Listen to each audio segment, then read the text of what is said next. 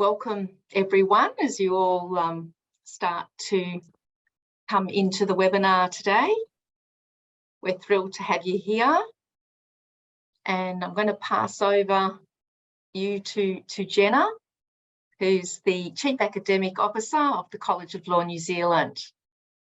Thanks, Susan. I think we'll give it a minute or so for people to jump on in, and just if you wouldn't mind, if you are already in the session, to let us know what it is that you're hoping to get out of today, where you are on your Profs journey, if you've already done Profs, or if you're at university and looking ahead to Profs, and also where you are in the country. That would be interesting for us to see as you start to come in. So you can put that into the chat box.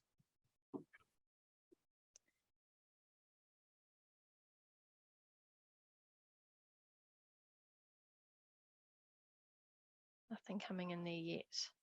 No. We will, oh, here we go. Oh, yep. Sri Lanka. Fabulous. So it would be interesting to know if you're a New Zealand LLB graduate looking to move to Australia, or if you are just looking at options.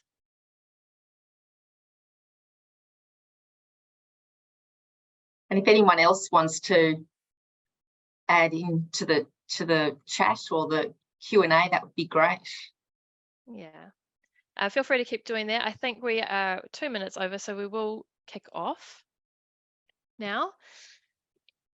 Ena mana, ena waka, ena reo, I rau rangatira mā. Tēnā koutou, tēnā koutou, tēnā koutou katoa. Kia ora and welcome everybody. I want to particularly shout out to our three wahine on our panel today, Susan Pincus, Ruth Beran and Razelle Icaro. Ena mana, welcome. And to the guests that have gathered here on the webinar today, ena waka, ena reo, welcome. Ko Jenna Ash toko ingoa, ko takumahi ki te whare kuri ture o Aotearoa, ko Chief Academic Officer, I tipu aki au ki Tamaki Makaurau. My name's Jenna Ash.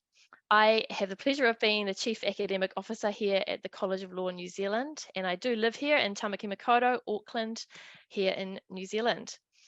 I want to welcome you all today to today's webinar on how to enter the Australian legal market from New Zealand.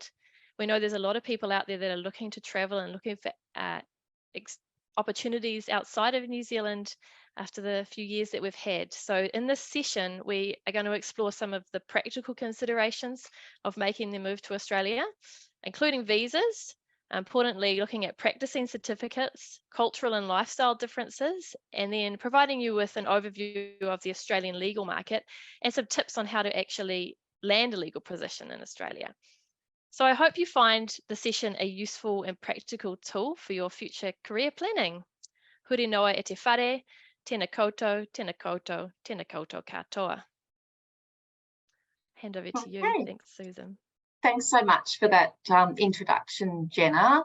So I'm Susan Pincus. I'm the National Careers Professional with the College of Law, and I'm based in Australia, in Melbourne. And we also have Ruth Beran, who is the College of Law Careers Advisor based in Sydney. And we have Razelle Icaro, who is based in Melbourne, but she has made the journey from New Zealand over to Melbourne, and she's working as a lawyer with an organisation or a firm called Aspen Legal. So just before we get started, just a few things just to mention, that we've allocated about 15 minutes to questions at the end of the session. So the last 15 minutes will be questions. So if you are able just to pop your questions into the Q&A. I noticed that someone did mention that they thought the chat was disabled. So I'm not quite sure how we fix that. So if you can, yeah. The Q&A is enabled. You won't be able to see the Q&A, only the panelists can, but the chat is actually disabled. So just enter your questions into the Q&A and do that throughout the webinar, and we'll answer them at the end. Yeah, thanks for that, Ruth. Also, just to mention that the webinar will be recorded as well, and you'll get that recording sent out to you via email in the next week or so. And if you could also be so kind to fill out a feedback survey on the session, and perhaps even mention any other ideas for sessions if you would find that useful, you will have your opportunity to do that. But I'm just going to say that I'm particularly excited to be here today with the other panellists, and this is the first collaboration that we've done with College of Law New Zealand and College of Law Australia, so particularly excited. So let's get into the PowerPoint presentation. So obviously the session today, how to enter the Australian market from New Zealand, the 4 panellists that you've met now, and what we're going to, oh, thanks. So Jenna, Razelle, myself and Ruth. And then in terms of what we're going to cover in today's session, Jenna is going to do an introduction overview of New Zealand Profs. Razelle is going to share her story. And then we're going to look at some of the practical considerations about making the move around visas and the admission process. We're going to talk very briefly and touch on the Australian legal market, how you might go about job search, including interview tips.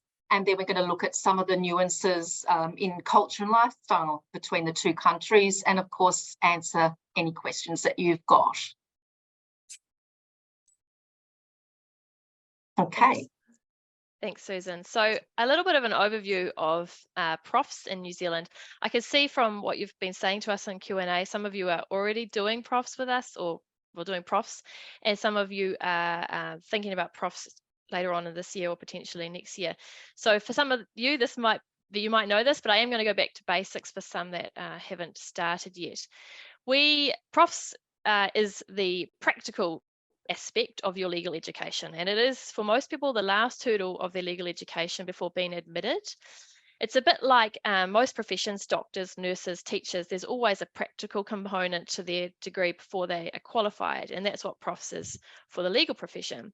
So there's a regulator that governs what is taught in Profs, and the subjects and things that you take. But the way that we run it in College of Law New Zealand is that it's very practical, very practically based. It's based on real life examples. So our course is taught by lawyers, New Zealand lawyers, and it is developed by New Zealand lawyers. So we know that the tasks that you're doing in Profs are exactly what you would be doing as an entry-level lawyer or in the early stages of any legal career.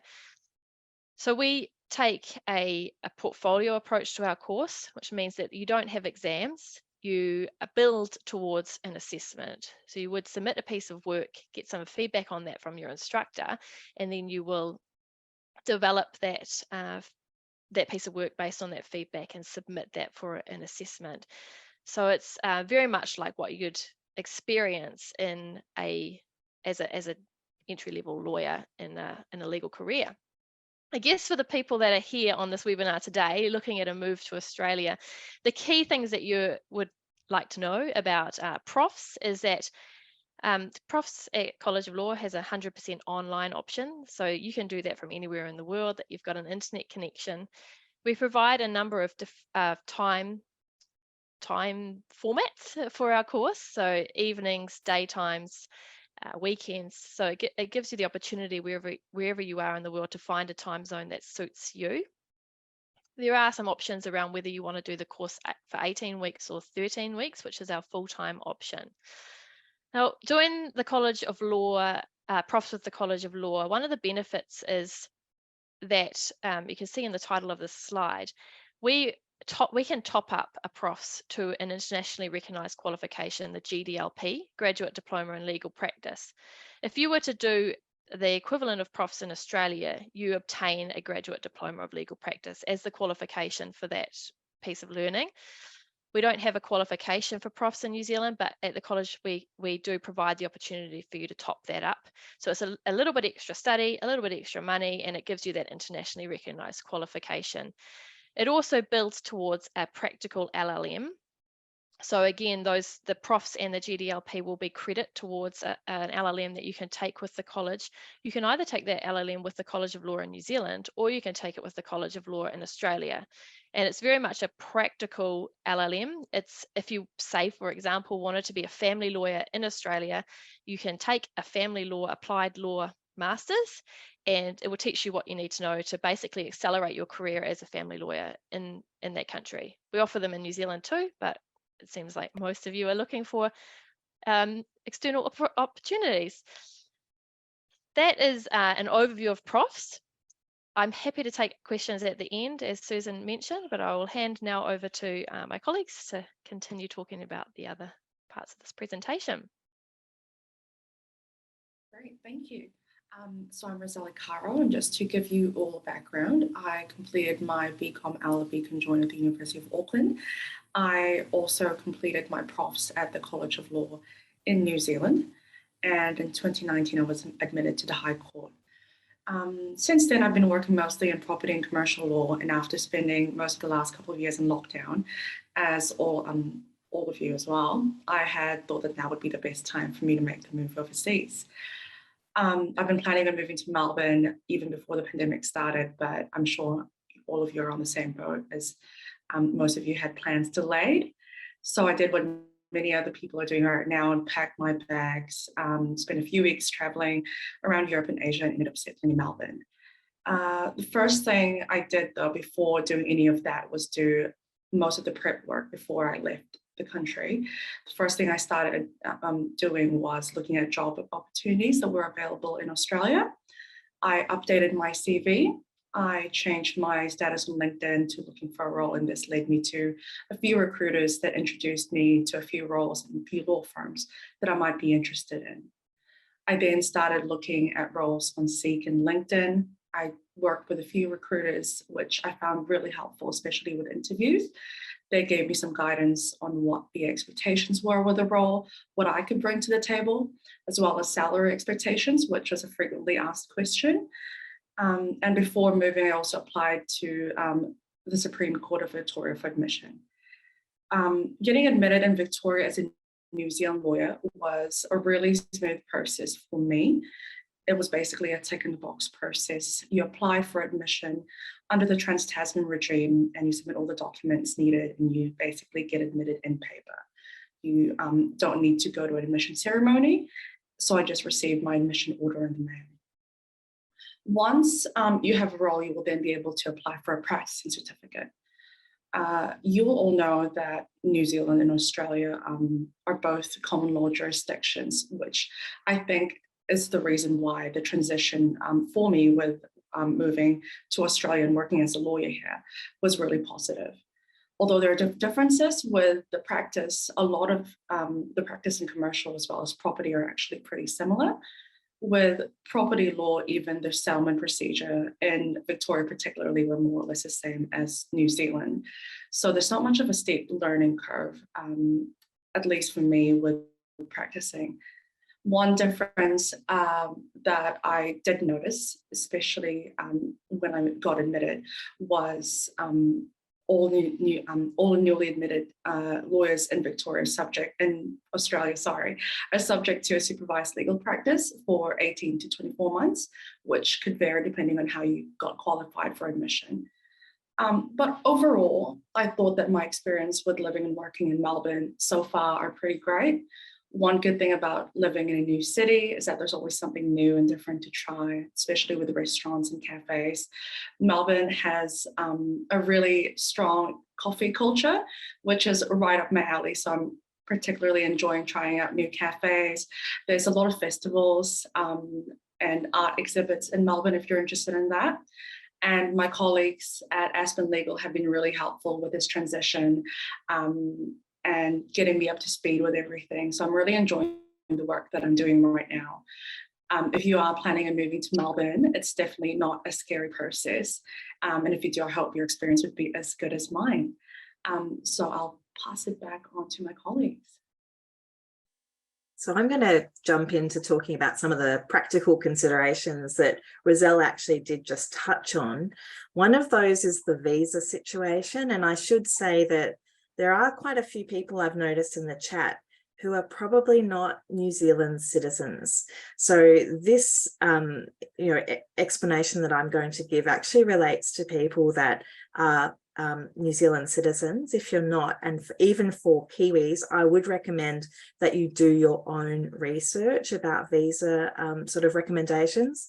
But most New Zealanders are able to work in Australia, and it's actually quite a simple process. When you go through Australian customs, so you're flying from New Zealand to Australia, you automatically, as you pass through, get a special category visa, which allows you to work in Australia. There are some places, though, that still require you to be an Australian citizen, places like the military or Commonwealth Public Service. But for the most part, it's a relatively simple process for Kiwis to work in Australia. There are also, I guess, some practical considerations that Razelle actually just touched on there as well about the admission process for New Zealand lawyers. There are recognition that occurs. It's under the Trans-Tasman Mutual Recognition legislation. It applies in each state. It allows New Zealand lawyers to fast track their admission much quicker than you would as another country as an overseas practitioner. And the process normally takes 2 to 3 months. Do you know how long it took for you, Razelle, to get admitted? So I started my application around April. I believe the documents were due by May, beginning of May, for admission on the 6th of June. So if you have all the documents in, it's basically just going to be a 1 month wait. And obviously there are a number of documents that you have to submit. There's also a filing fee. At the end, we've got some links that can help you sort of have a checklist of the documentation that's involved to be admitted. However, each state slightly differs, so the application process may differ slightly. So it's well worth looking into which state of Australia you want to be admitted in before going ahead with your admission process. And as Razelle mentioned as well, once you've been admitted, you then have to apply for an Australian practicing certificate to practice law in Australia. And again, Razelle, do you remember how long that process took you? Applying for a practicing certificate, I think I received it maybe 2 weeks after filing my application. Yeah. So it was pretty fast. Yeah, definitely. There are also some practical considerations that you might want to consider about the difference between Australia and New Zealand in terms of what we call practical legal training in Australia. Taking Profs, you can do that online while you're working in Australia, and there are some benefits of studying Profs as opposed to practical legal training. As Razelle mentioned, you don't have to do that work experience. It can be up to 2 years if you are doing your PLT in Australia. And so you don't have to do the work experience as well as part of the PLT too. So in Australia, when you're studying your practical legal training, you need to do at least 15 days work experience, although you can do variations on that, as in you can do a course instead. But as part of Profs, you don't need to do that work experience. Am I getting that right, Jenna? Did you want to jump in there? That's correct. So that's an Australian specific requirement. Yeah. And another consideration is that Profs is cheaper to complete than studying in Australia, your PLT. It's approximately 6,000 New Zealand dollars to study Profs as opposed to 10,000 Australian dollars. There's also a note to consider too about time restrictions. If you are intending to do your Profs, note that you need to do it. You need to be admitted within 10 years of starting your first compulsory law subjects. So there are some time restrictions there as well. I'm not sure if anyone else had any other comments on that before we move on.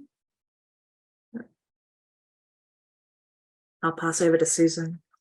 Okay, thanks, Ruth, for that. So I was just going to touch on the Australian legal market, and I must point out here that this has been taken from the Thomson Reuters 2022 report, State of the Legal Market. And if anyone has any interest, I really urge you to have a look at it because it's very comprehensive. So just some of the themes that have come out is that there obviously has been significant uncertainty and a lot of turbulent times given what has been happening in the global economy, and also, you know, with COVID, and there's been a number of changes with repercussions. So despite all that, the Australian legal market is solid, and there does seem to be a lot of roles as well. There was, during the pandemic, there was a lot of turnover. I think it was around 30% in Australia, so particularly for associates. And that was much higher compared to some of our overseas counterparts. But some of the other themes that have come out of all this is that the pandemic has caused a whole focus and emphasis on technology among the law firms. So a lot of firms now are placing a huge emphasis on that, with digital literacy being one of the core skills for lawyers as well. And innovation and technology is even seen as being a retention factor. So if organisations aren't on top of the game in terms of innovation and technology and best practices, that they can end up losing staff as well. And another really important theme that came out during this time was the people first approach. So the fact that organisations really needed to look after their staff as well, and then with the rise of hybrid work as well, so that real constant theme of adaptability and flexibility. And if firms weren't going to be providing for that, that was also going to mean that they're at a higher risk of losing their staff. So a general kind of focus on lawyer wellbeing and flexibility. There was just a couple of other things I was going to mention in terms of innovation. So some firms have innovation hours targets for their lawyers, along with their normal billable hour targets. I thought that was quite telling. And also some firms are even seconding or rotating their traditional practicing lawyers through innovation teams to really kind of grow and hone their digital skills. So I couldn't kind of emphasize enough how important those skills are, and that might be something that you start kind of working on sooner rather than later. So we're now going to look at the next slide, which is job search strategies. And this is really just around what can you do to try and kind of get yourself in a position to tap into the job market. So the first one's an obvious one about whether there are any opportunities if you're already working in New Zealand and they have an Australian office. So that would be kind of a conversation that you could have as part of your performance appraisal, or depending on your relationship with your boss, that would be something that you could flag. So that would kind of be depending on how long you've been there, etc. And I would also suggest that you start researching employers in Australia as well. And there's a number of ways of doing that. So there are Find a Lawyer. You can actually just type in Find a Lawyer in some of the law professional associations. So, for example, depending on which state you're interested in, there is a law institute or a professional association in each of the states. And if you go onto those websites, you can tap in to Find a Lawyer, and you can kind of look up which lawyers are out there, which law firms, depending on the practice area. You can also look at chambers.com. That has some fantastic resources if you go into kind of the Asia Pacific region. And then you can also explore which firms are out there. And then Doyle's sometimes has a list of which firms are out there as well. Also kind of using LinkedIn to find roles and start building connections. So you might want to start doing that too, by finding people maybe that have made the move, or people that are actually working in organisations that you've got potential interest in. Start reaching out to them and seeing whether, you know, it's possible to have a conversation and try and kind of to get a bit of a feel what's going on in those areas of interest. So starting the career exploration sooner rather than later, and expanding your network and starting conversations. I mean, you should be probably doing that now, and I'm sure a lot of you already are, but start tapping into the profession as much as you can. And if you can just try and even share other people's experiences and ask others for advice, and perhaps tell you about some of the realities of making the move and what some of those differences might be. And Razelle will talk about that a little bit more in a minute. But trying to just also tap into the hidden job market, rather than relying on the likes of Just Seek. I would really suggest that you try and have conversations. So start kind of networking, maybe reaching out and joining some of the law associations, even getting involved in some of the committees, seeing if you can find a mentor, because that's one thing that COVID did. It did allow for us to have those conversations via Zoom and Teams, etc. So start maybe doing that earlier as well, so that you can get a more of a feel and an informed idea about what the reality is. And in terms of the job application recruitment process, maybe reaching out to some recruitment companies as well, that could be part of it, and just making sure that your job application documents are up to scratch, making sure that your CV, cover letters, your LinkedIn profile is all like kind of really highlighting your value add as well. So I really kind of suggest that you start immersing yourself in the profession as early as you can. But yeah, maybe Razelle, do you want to talk a little bit more about how it worked for you?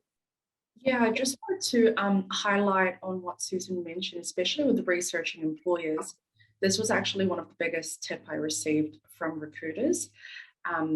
From my experience, most of the time, half the interview would be spent them asking you about what you know about the firm and what they do, just because it's really important for them to make sure that you're a good fit culture-wise as well. It's definitely good to look into the websites, things they've done, some news articles they've been featured in, even look at the LinkedIn of the people interviewing you as to what they've done in their work experience. I thought this was really helpful, especially with having conversation with them. Yeah, so it's a really good conversation starter. Not only that, but it also tells them that you've prepared for the work before the interview. You've done the research and you're prepared for it. You're not just turning up to a Zoom meeting or an interview to talk about yourself. So it's not really a monologue, it's rather a conversation. So it's really important to know about the company as well as what you do, so that you're set up for any questions they could possibly ask. Did you get asked also like why you wanted to move from New Zealand to Australia? I mean, I'm just kind of thinking also that you would need to highlight that you're kind of there for the long term, maybe. Yeah, definitely, especially with what they call now revenge travel, with a lot of people moving overseas to I don't know, do an OE, spend a couple of years and move back. So that's definitely something they're concerned about. I guess one of the things I did ask was also whether or not, as a New Zealand lawyer, I think I would find it easy to transition in. And obviously, it's good to highlight that both countries are common law jurisdictions, and we can get admitted under a trans-Tasman regime. So that recognizes that the practice isn't completely different. Fabulous, thank you. We're going to touch on interview techniques just briefly. The question here is, should you fly to Australia for an interview? So look, if the organisation is going to pay for you, or you could afford to do so, definitely, if you can be face-to-face, that's always going to mean that it's easier in many ways to make an impression. To sit opposite a person in an interview is always going to be preferable.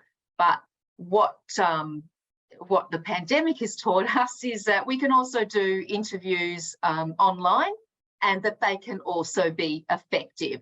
So I think kind of to Razelle's point, again, it's a matter of really making sure that you're prepared for those meetings, that you've kind of got your value proposition clear in your mind, and why do you want to move from New Zealand to Australia, and that you're kind of there also for the longer term rather than just a short holiday. So basically the other thing you could do is to organise a few exploration discussions even, or interviews, and mention that you're coming to Australia, and would that be something that would be possible even if you're going to add it to the end of a holiday or something. So that could kind of build in a sense of urgency, which could be quite good too. So in terms of the actual interview itself, basically the time difference can be organised, mean that you can be organised later in the day, so it's still within the working hours in Australia, so that works really well. And as with any type of meeting or interview, you just want to make sure that your tech's working, that you've got your backup plan, that you're talking into the camera. Sometimes it's good to put post-it notes around which are highlighting what your strengths are and what your value proposition is, or even to have your notes up on the screen. And obviously, you know, a lot of you would be very familiar and comfortable with Zoom and Teams now, but just making sure that you are. And most importantly, building rapport online is going to be much harder than in person, but it doesn't mean that it's impossible. Don't forget to kind of smile and also show that, you know, you're human first as well. Don't forget to kind of really work on the rapport and the eye contact and smiling and nodding. Okay. Culture and lifestyle. So Razelle. Oops, you're on mute. Hi. Yeah, so I moved to Melbourne in June, and definitely every weekend I've been trying to go to a different cafe. Every time there's always something new to try, which is something I know most of you will enjoy. One good thing about Melbourne particularly as well is that we have, I think, most of the most public holidays in Australia, which is definitely a perk. We have the Melbourne Cup, we have the day before the AFL finals as a public holiday, so that's pretty good too. There is a lot of, although there are different slangs, there are a few similarities as well. So if you've lived in New Zealand, it's definitely not going to be much of a culture shock for you. But one of the feature, I guess one of the things that also made me want to move was that the average salary in Australia is significantly higher than New Zealand. And this is something to understand as well when doing interviews. A lot of employers would ask you what your salary expectations were and what salary you're currently on. So it's definitely good to do a bit of research, look at salary guides online, just so you can back up why you're expecting that salary and why it's significantly higher than possibly what you're currently on in New Zealand. So that's a good thing to do before the interview as well. With employment opportunities, when I was applying for roles, there was definitely a lot of activity, a lot of roles available in the market. So it was a really good time for me to make the move, and it didn't take long to find a role either. One thing as well with practicing is that a lot of the clients I'm working with and a lot of the work I'm doing is significantly in a more on the complex side. Particularly when I was in New Zealand, I was mostly focused on property and commercial property work.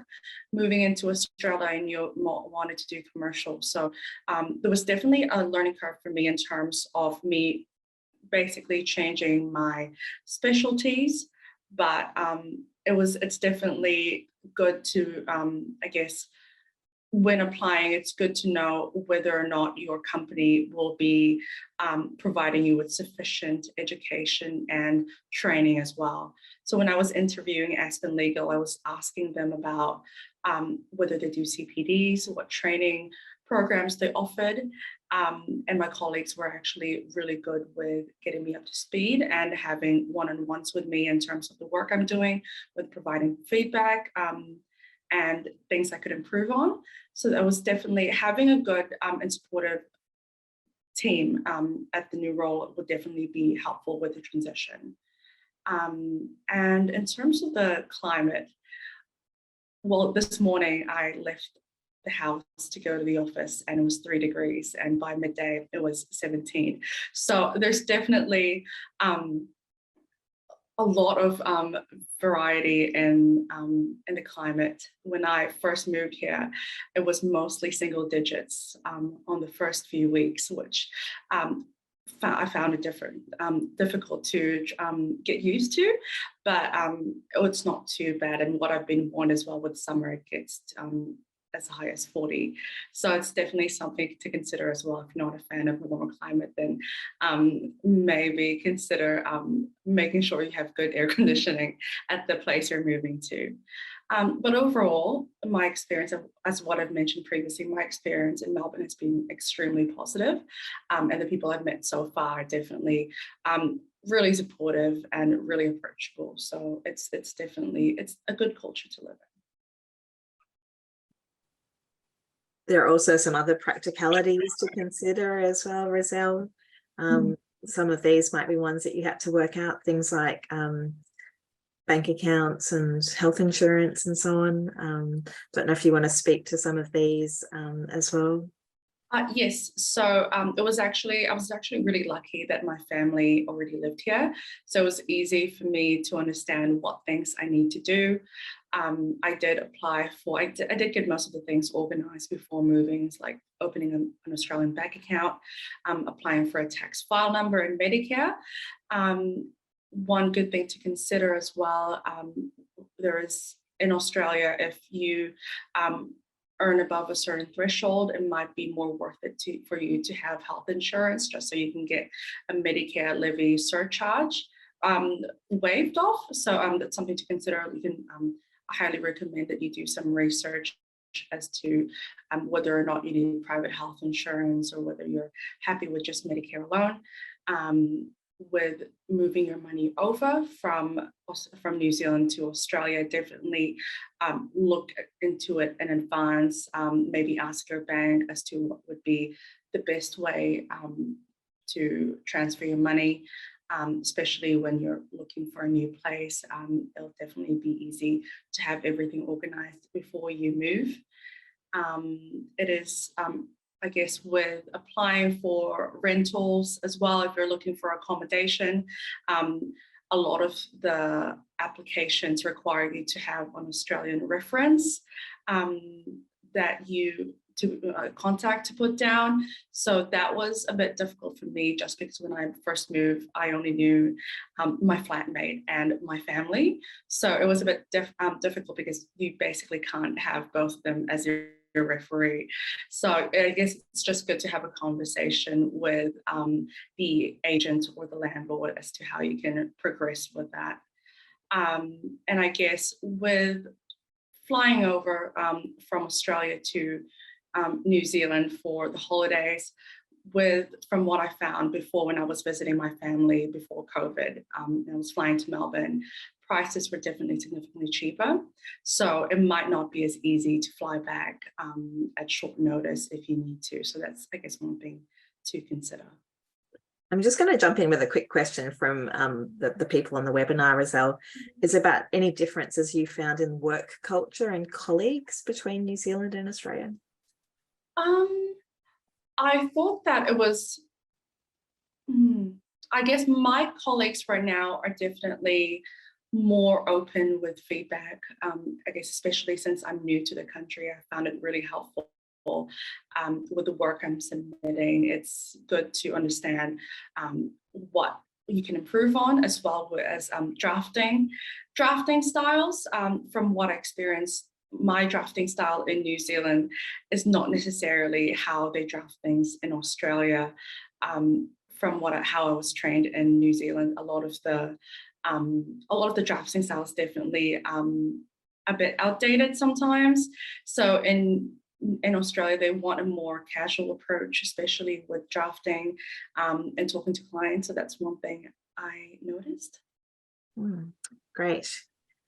I'm going to be posting these useful links in chat if I can. If not, you'll be getting a recording which will show you these links in the recording, and you can use them. But they include things like working overseas for New Zealand lawyers, getting admitted in New Zealand, and also each state. And we've had some questions about the difference between admissions in different states. This is the link to the New South Wales checklist, I guess, for New Zealand practitioners when they get admitted. Each state will have a different checklist. Once you're admitted as a lawyer in, let's say, New South Wales, it's a very easy process to then get admitted, a relatively easy process to get admitted in another state. But yes, you do have to go through a process of actually applying to be admitted in each state that you practice in. These are our contact details. Susan and I work together in the National Careers Service. Our email addresses are there. Jenna is the Chief Academic Officer at the College of Law in New Zealand, and her email address is there as well. If you are already studying Profs, you do have access to our career resources in the Guide to PLT and Canvas, but there are also resources available to everyone on the College of Law website, and you can go to things like job search and the resources there. So do look on the College of Law website and go up to the right-hand corner for resources. I'm going to stop sharing this now, and I think we are ready for questions. Yeah, we've got quite a lot of questions, which is always a great thing. So perhaps what we can do, Ruth, you and I can perhaps just go through them. There was a question around what employers are looking for and any advice you have in this regard. So in terms of what employers are looking for, it depends on the type of position that you're going for. But if you are, some of the common things would be around your general kind of interpersonal skills. So your emotional intelligence, your emotional judgment, your ability to kind of work with people. So often those interpersonal skills can actually be incredibly important, even sometimes more important than your actual technical skills, because you can teach those. So I think, yeah, just kind of thinking about that, and also your level of initiative. If you've been involved in any kind of projects or any work where you've been able to demonstrate initiative and give examples, that's always going to be really good. I think it very much depends on the area of law, the practice area that you're kind of targeting. So even, if it is, say, in the commercial area, like commercial awareness and commercial understanding is going to be really important, and being able to look at things through a commercial lens rather than being able to look at things just purely through a lawyer's lens. So things like that. I don't know if you wanted to add anything to any of the other panelists, if you've got any other things that you think are kind of important, what employers are looking for.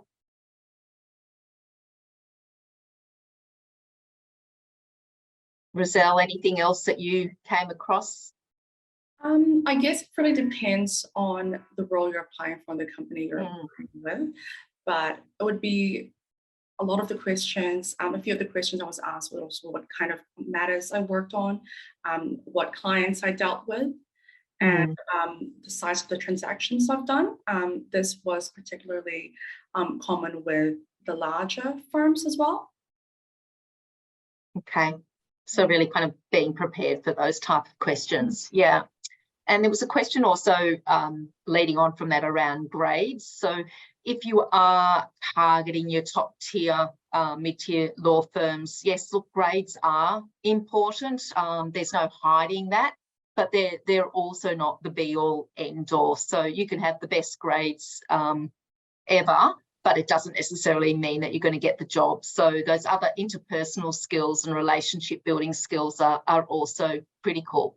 So I think that it has been always the focus has been on the whole person, and also the fact that, you know, you've got lots of different interests and you've also had different types of experiences to make you kind of curious and well-rounded. Those type of things are just as important as grades, for sure, more important.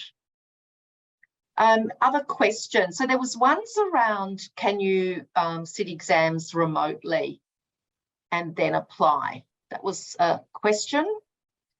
Can we follow and sit exams remotely and then apply? I think this might have been in relation to international qualifications. So if you have not got a New Zealand LLB degree, you have to do some exams before you can come and do profs in New Zealand. You can do those exams internationally. They have them, I know they have them in London. I don't know if they have them in other places, but it's worth having a look on the New Zealand New Zealand Council of Legal Education's website, and that will give you a bit more information about that. Okay. And whether or not you can do them online, I know you could during COVID, but I'm not sure anymore either. Sorry. That's okay. A question around salary. Can you ask what salary you're currently on? Is asking what salary you're currently on legal? So I'm thinking, does that mean if someone asks you that question? Yes. You definitely don't. It is legal. Yes. You don't need to answer it. That was the question I took. And you can just talk about how these were my expectations, because that's the market average. Okay. There are a couple of questions, Susan, around the differences between studying New Zealand Profs and Australian PLT. And if you study Profs, you don't have to study PLT. Both are a way of getting admitted. New Zealand Profs are usually a way of getting admitted in New Zealand, but because of the arrangement between New Zealand and Australia, there is a very easy then process to get from being admitted in New Zealand into then being admitted in Australia. So the things that you don't have to do, that you do have to do if you do PLT in Australia, if you study Profs, you don't have to do work experience as part of your PLT. You also don't have to have supervised legal practice like you do in Australia. So there are two quite big benefits to studying Profs. Jenna may have more on that as well.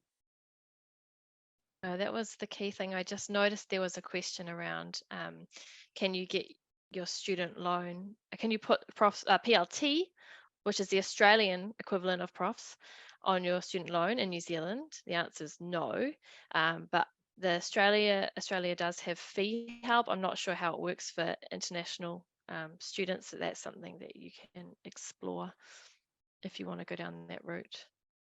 Yes, and there is something called fee help in Australia, but it's generally for Australian citizens. So I think New Zealand citizens can access some of it now. It wasn't possible, I think, in the past, but again, do your own research. But remember that Profs, as I mentioned before, costs about 6,000 New Zealand dollars, and PLT costs 10,000 Australian dollars.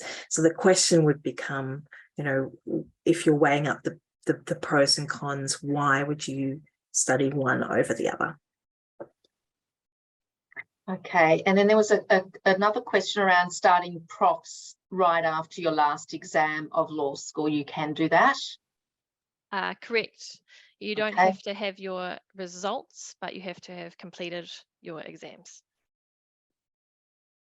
Okay, and we've talked about the student the student loan side of things. The Kiwisaver scheme, I'm not sure what about the Kiwisaver scheme. What is the recommendation there? I think they're probably asking about superannuation in Australia. Okay. Yeah. So Kiwisaver, I think, is still you can still be voluntary for Kiwisaver, is that right? You can opt out. You can opt out. Okay. Yeah. So in Australia, it's compulsory to have superannuation, and I think now it's 10.5% for most employers. It means that when you move to Australia, you are forced to have your super, and it's generally on top of your salary. It's generally you're given your salary and then it's plus super, but be careful to ask, because sometimes they don't let you know that super's included, and that's hard to compare salaries sometimes if they don't do that. Razelle, what was your process there of looking at super as part of your salary? I guess when I was asked about salary expectations, I did mention it, I was definitely including. No, sorry, I was definitely mentioning plus super, not including super. So that's one good thing to highlight, especially when discussing salary, when you're at that stage, to make sure that it's plus, not included. There's a question here about, would you recommend getting practical legal experience in New Zealand before moving, or is moving straight after Profs is completed in New Zealand fine? I guess it really depends on the company, whether they're looking for someone with experience who can easily just take on the work and start doing, or whether they're ready for someone who has just finished Profs and would require a bit of training. So it's a really good discussion to have at interviews. Okay. How are we going? We've got a few more questions in here. Are there any new graduate opportunities for New Zealand trained lawyers who don't already have post-qualification legal experience in New Zealand? And does other work experience count? So this person's a career changer. So I don't know if you want to answer that one, Jenna. When I was asked, they were definitely asking me about what PQE I was on, because I guess this was something they were considering, whether or not, usually when they hire for a role, they have a PQE in mind. And I think probably any later career changes have similar difficulties starting off in law as they would in Australia as compared to New Zealand as well. I think there are some specific concerns that employers have if you don't have legal experience. And I think if you do decide to go down that route, you may actually want to try applying for a job that's adjacent to a legal career and then getting that legal experience moving across, or getting that legal experience in New Zealand before you move. There are a number of options you could try, but yes, it is difficult, I think, to get any role in New Zealand or Australia as a law graduate if you don't have that legal experience as a midlife career changer. And the thing that we tell people that we speak to at the College of Law all the time is capitalise on your past. If you're a mid-career sort of changer, make sure that you try, if you can, to find an employer that looks at your previous experience and can see the benefit of it for the law firm that you're going for example, so that you can try and get in there at a higher level. And we've just got a couple of last questions. Yeah, sorry. Are international law roles only available in Canberra? So that was another question. I don't know, Ruth or Razelle, do you want to answer that one? It's interesting. I don't know if this person is actually talking about international government law roles, because obviously international firms exist all over Australia. And so an international firm will have for example, international commercial cases, which you could get some great experience. And in fact, I think talking to someone else who made the move from New Zealand to Australia, you actually get more access to some of those international cases if you're in Australia, potentially, as compared to New Zealand. But if you're talking about government roles, which you are, it's more likely to find them in Canberra. But as I mentioned before, when we're talking about applying for Commonwealth government roles, it helps to be an Australian citizen. It's very difficult to get those roles in Commonwealth government without being an Australian citizen first. So consider what your visa status is there. Okay, and then there's just one final question. This person has completed their Law of Torts and Criminal Law and Procedure from LPAB and New South Wales, and the rest of the requirement for overseas lawyers qualification, assessment from CLE. These two papers from LPAB will help me to get a job in Australia, especially Sydney. Okay, so I think is that a question around whether those two will help them to get a job in Australia? So I'm not sure if I know what CLE is. Is that New Zealand? Yeah.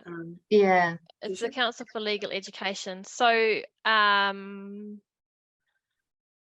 can't really answer the question specifically. And I know you've got your hand up, so if you want to type further in the chat, so we can maybe discuss that privately. Sounds like quite a question that's specific to you. Yeah. And someone else has had a similar question about an LLB in the UK. And I think, Jenna, you answered this before, is that you need to get your LLB, your qualifications from the UK accepted in New Zealand first. Yeah, I'm wondering if that person's talking about whether or not it's actually easier to go to Australia and do the PLT, or to come via New Zealand because they want to go to Australia. I don't know the answer to how you get an Australia a qualification in the UK looked at in Australia, but we can put you in touch with some of our colleagues in Australia that can talk you through that if the people on the chat don't know the answer to that one. So please reach out to us on our emails. I don't know if Susan or Ruth, you know how that goes. Look, I think whenever we're sort of asked about people transferring qualifications, it's generally you have to actually speak to the body that actually assesses first before coming to the college to work that out. So I would recommend that. Given all of this, Susan and I are careers advisors. We are not student services, and in that we do not look at people's applications for PLT or anything like that. So I would say that if you are considering doing any of these sort of research on your own, that you do contact the student services part of the college as well. All right, well, I think that brings us to a conclusion. So a huge thank you to Jenna, Razelle and Ruth for sharing your insights and experience with us all. I've no doubt that the participants in today's session have found it valuable and will take away some great advice. We're going to put the link to the survey in the Q&A link. So if you could I don't think people are actually seeing the Q&A. Into the chat. I've given you the link. I'm not sure if you're able to do it as the host, Susan. If you can just post that in the chat. All right, let me just take that.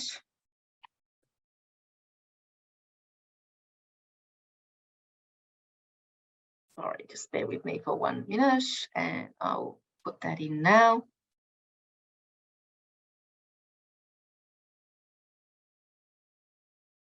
It's not letting me, for some reason, it's not letting me do that. Yeah, I think it's must be. That is a problem, isn't it? So that will go out. The link will go out anyway with the email. So perhaps if we could just do it then. Yes, sorry about that.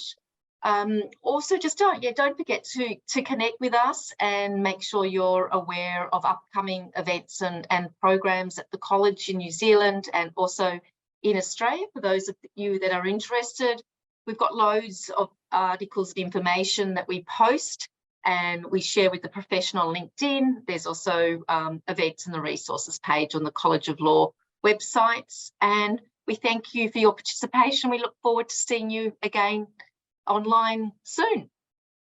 So thanks very much, everyone. Bye for now.